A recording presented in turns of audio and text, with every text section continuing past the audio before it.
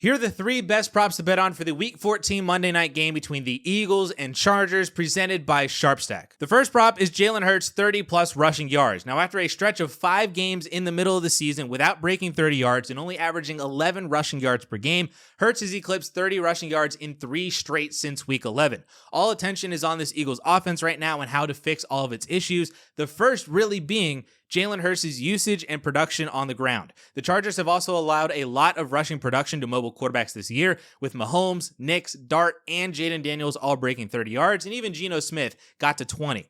That can be attributed to a high rate of zone schemes and pressure up front that forces quarterbacks to tuck and run, which is exactly what Hurts can do on top of his handful of design runs already. I also don't mind a sprinkle on his anytime touchdown prop as well, as I think he'll have a decent shot at either a couple of runs inside the 10 or even a tush-push opportunity or two. The second prop is Kamani Vidal over 36.5 rushing yards. Now, I know that Amari Hampton is back tonight, but I am skeptical of the overall usage he will see in his first game back from a broken ankle. I also don't want to downplay the effect that a broken ankle has on a player when they first return to action. It was a broken ankle that killed Tony Pollard's season a couple years ago in Dallas. It killed Mark Andrews' start to the 2024 season, and also killed Isaiah Pacheco's return last year in a very similar situation to Amari Hampton right now, where Pacheco was the workhorse early on, broke his ankle, returned in Week 13, and was a shell of himself for the rest of the year. In fact, Kareem Hunt was still useful after Isaiah Pacheco returned, with multiple 40-plus yard games at the end of the year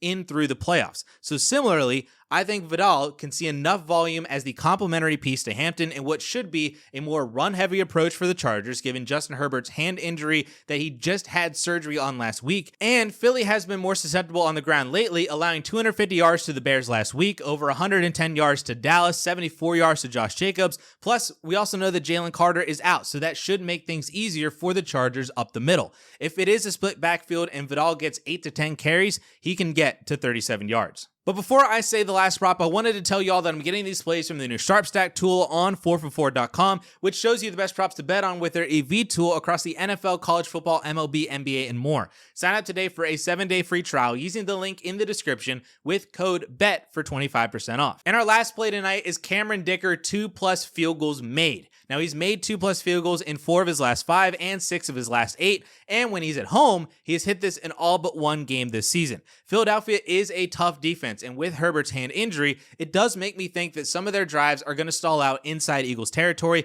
and Dicker is about as surefire as it gets in terms of distance and accuracy. The line is a little juiced at -143 when I'm recording this, but I think it is a worthwhile bet to make nonetheless.